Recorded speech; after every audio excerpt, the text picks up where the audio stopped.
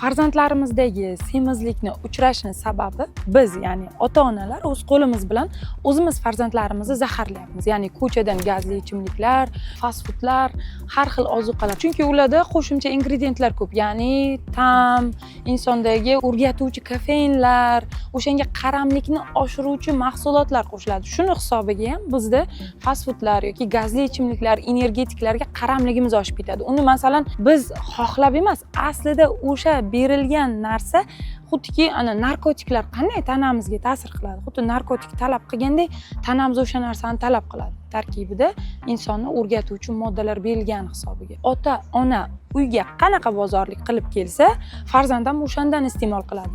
Qanchalik ota-ona punktual bo'lsa, sog'likni, farzandni o'sha rivojlanishida, o'sish jarayonida, aqliy jihatdan, umuman immuniteti jihatdan kerakli bo'lgan ozuqalarni to'g'ri tanlab ratsionida bersa, farzand ham o'shandek ketadi.